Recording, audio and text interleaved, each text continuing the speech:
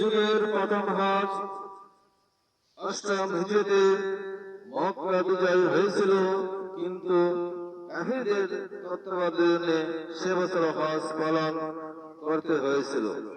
মহানবী সাল্লাল্লাহু আলাইহি ওয়াসাল্লাম তাবুক অভিযান হতে ফিরে আসার পর নবম হিজরি জিলকদ মাসের শেষ দিকে বা জিলহজ মাসের প্রথম দিকে হযরত আবু বকর রাদিয়াল্লাহু তাআলা আনহু এর নেতৃত্বে 300 হাজীর একটি দল হজ পালনের জন্য মক্কায় প্রেরণ করেন।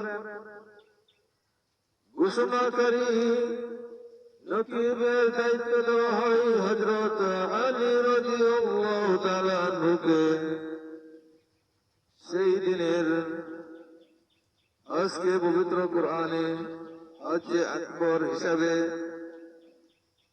ঘোষণা করা হয়েছে, কারণ হযরত ইব্রাহিম আলাইহিস সালাম এর অনুসৃত নীতির উপর এই হজ প্রতিষ্ঠিত হয়েছিল এবং অন্ধকার যুগের সমস্ত রীতিনীতি এতে রহিত হয়েছিল, রহিত হয়ে গেল। উমরার নিয়ম কারণ স্বতন্ত্র নির্দিষ্ট হয়েছিল, তাদের সাথে বৃষ্টি উঠছিল। হযরত আবু বকর রাদিয়াল্লাহু তাআলা আনহু মক্কায় পৌঁছে হজ্জের প্রকৃত নিয়ম পদ্ধতি বর্ণনা করেন।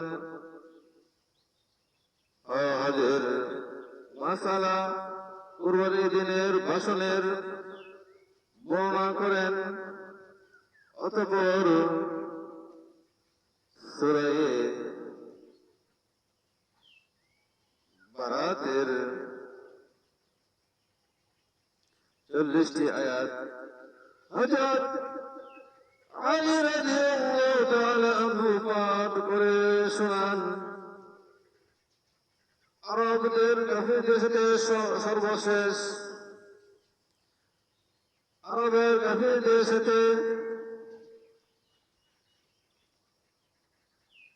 সর্বপ্রকার সম্পর্ক ছিন্ন করার ঘোষণা দিয়েছিল।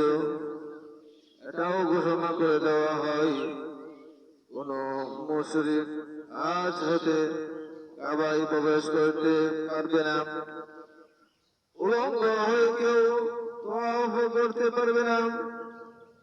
আর কাফিরদের সাথে যে সমস্ত সন্ধি চুক্তি হয়েছে আজ হতে 4 মাস পর সেগুলো বাতিল বলে পরিগণিত হবে, এরকম ভাবে উনি ঘোষণা করেন।